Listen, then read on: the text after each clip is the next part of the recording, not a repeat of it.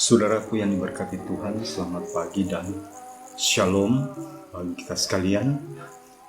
Di hari Minggu yang kudus ini kita akan belajar salah satu bagian dari Alkitab, yaitu yang terambil dalam surat Petrus yang pertama, pasal 1 ayat 17 hingga ayatnya yang ke-23, yang merupakan bacaan secara sinodal dari GPID atau Gereja Protestan Indonesia Donggala. Kiranya firman Tuhan ini akan terus menuntun, menguatkan kita menghadapi setiap pergumulan kehidupan kita. Tapi sebelumnya mari kita memohon pertolongan daripada Allah Roh Kudus. Mari berdoa. Bapa, dimuliakanlah Engkau. Saat ini kami akan belajar dari firman yang terambil dalam surat Petrus yang pertama, pasal 1 ayat 17 hingga 23. Kami belajar firman Tuhan, sebab kehidupan kami membutuhkan kekuatan daripada Allah. Tapi kami juga menyadari siapakah kami ini, yang penuh dengan kelemahan dan dosa. Oleh karena itu kami memohon pertolongan Allah Roh Kudus untuk memberikan hikmat pengertian, membimbing kami, sehingga kami boleh mengetahui apa maksud Tuhan dalam hidup kami. Kami diberikan kemampuan untuk memahami firman-Mu yang suci, Bapa.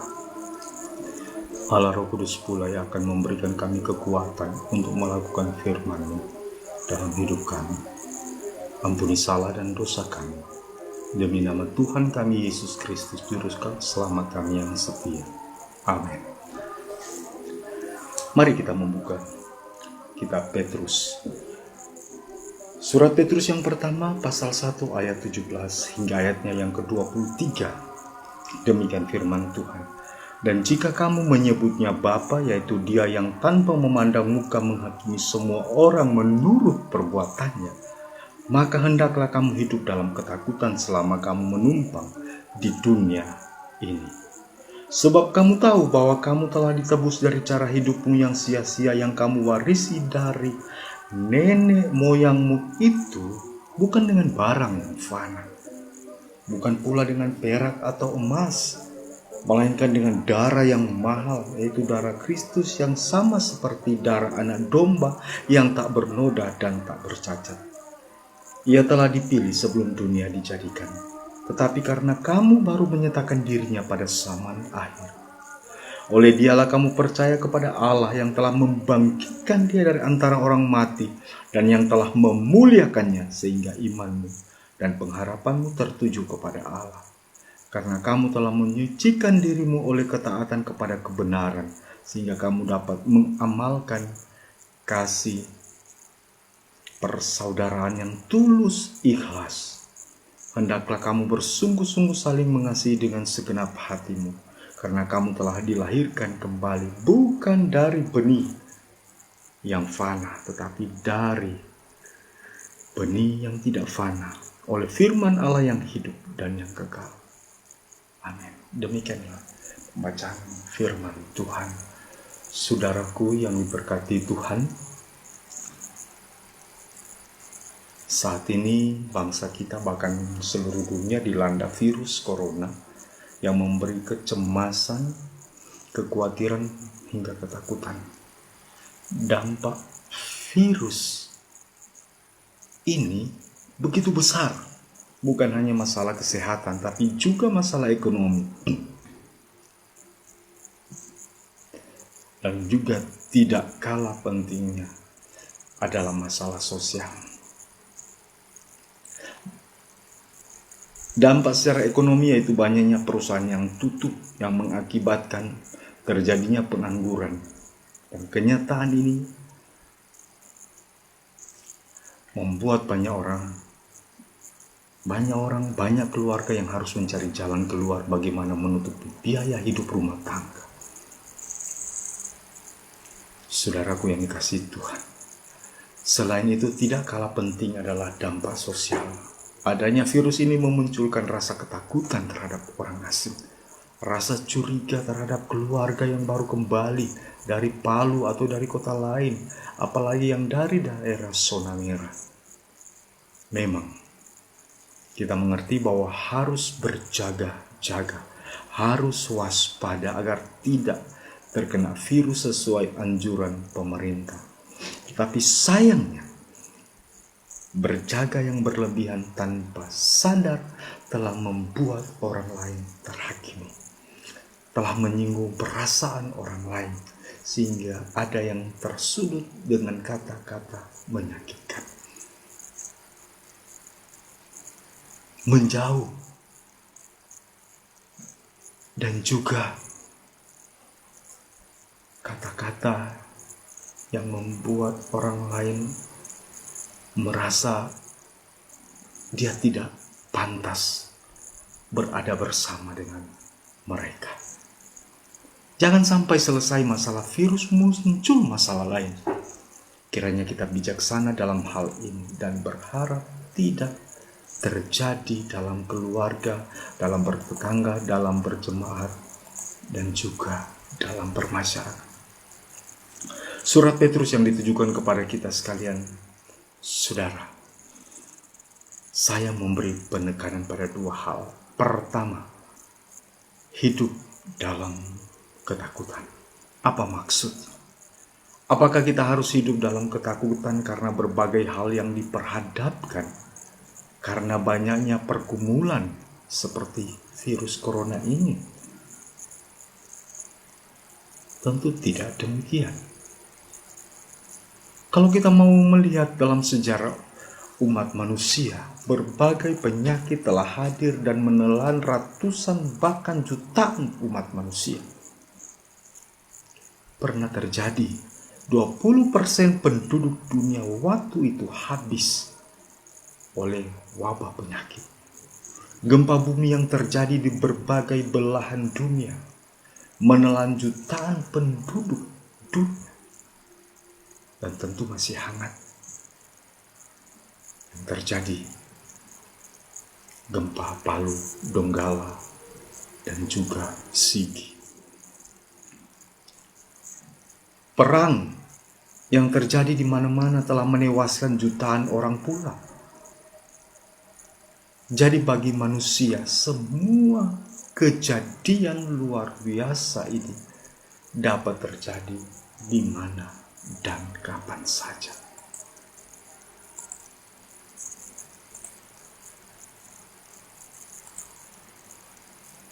Nah, saudara-saudara yang diberkati Tuhan, yang dimaksud oleh Petrus bahwa hendaklah kita takut kepada Tuhan. Dengan takut kepada Tuhan, maka kita hidup dalam kehendak. Jadi yang dimaksud oleh Petrus bahwa hendaklah kita itu, saudara, takut kepada Tuhan. Maka kita dapat hidup dalam kehendaknya. Kita takut untuk berbuat dosa. Yang dijelaskan pada ayat 14. Hiduplah sebagai anak-anak yang taat dan janganlah turuti hawa nafsu yang menguasai kamu pada waktu kebodohan.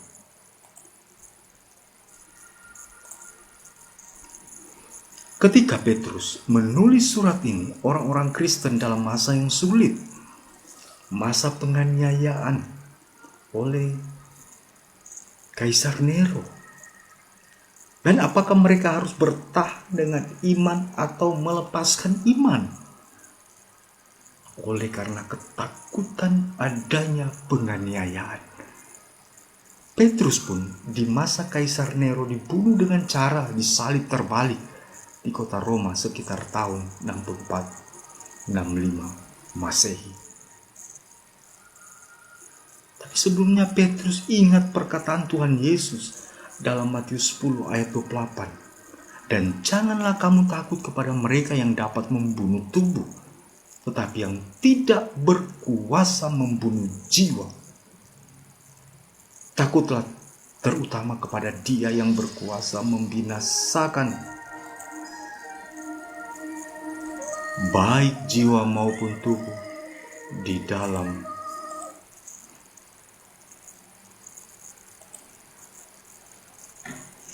neraka. Jadi saudara-saudara, Petrus memberi kekuatan untuk tidak takut dengan kenyataan yang terjadi. Takutlah kepada Tuhan. Saudaraku yang diberkati Tuhan, saya masih ingat cerita tentang Petrus. Waktu itu Petrus sudah tua dan di kota Roma terjadi penganiayaan yang begitu hebat terhadap orang-orang Kristen. Para murid merasa kasihan dengan Petrus yang sudah tua. Oleh karenanya mereka meminta Petrus meninggalkan kota Roma. Pak Rasul, tinggalkanlah kota Roma. Biarkan kami yang menghadapi penganiayaan ini. Kami tetap teguh dengan iman kami. Tetapi Petrus katakan, tidak, saya tetap harus bertahan. Nah saudara, karena didesak oleh para murid, akhirnya Petrus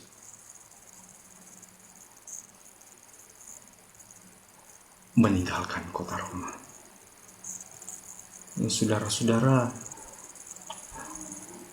dia berjalan di jalan Apia. Sementara dia berjalan meninggalkan kota Roma, dari kejauhan dia melihat ada seseorang yang datang berjalan menuju kota Roma. Dan orang itu seperti dia kenal. Semakin dekat, dan akhirnya dia lihat, itu Tuhan. Dalam sebuah visi, dalam sebuah penglihatan, dia bertanya, mau kemana Tuhan?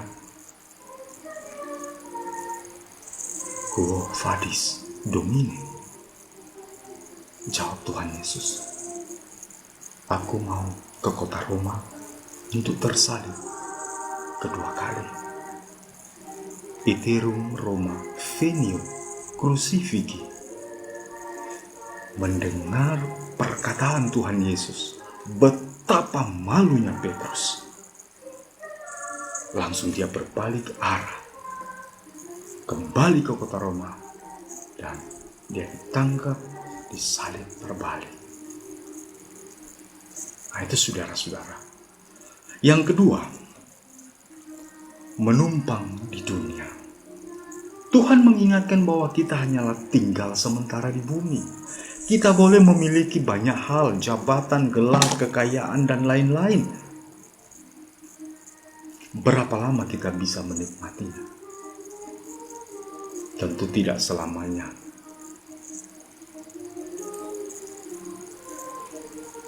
Kalaupun bisa menikmatinya, itu hanya terbatas.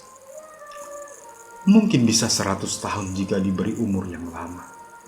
Tidak masalah, kita bersyukur dapat menikmati berkat Tuhan berapapun tahun yang Tuhan karuniakan kepada kita. Tetapi maksudnya oleh firman Tuhan ini, apapun itu, ada saatnya kita tinggalkan, ada waktunya kita lepaskan, dan segala sesuatu berakhir. Yang dikatakan oleh kitab Pengkhotbah, segala sesuatu ada waktunya. Dan di akhir hidup, di saat ambulans Tuhan akan menjemput, kita akan katakan bahwa ternyata kita tidak punya apa-apa. Nah saudara-saudara, firman Tuhan mengingatkan bahwa selagi kita hidup, buatlah hidup kita berkenan kepada Tuhan. Buatlah hidup kita disukai semua orang. Seperti Kristen mula-mula, seperti pengikut Yesus mula-mula, mereka disukai oleh banyak orang. oleh semua orang. Nikmatilah berkat-berkat yang dikaruniakan Tuhan. Tetapi jangan melupakan bahwa kita punya kasih yang sekiranya dapat berbagi berkat bagi mereka yang membutuhkannya. Apalagi di situasi saat ini. Dan kiranya kita semakin baik di hadapan Tuhan dan di hadapan manusia. Terpujilah Tuhan Yesus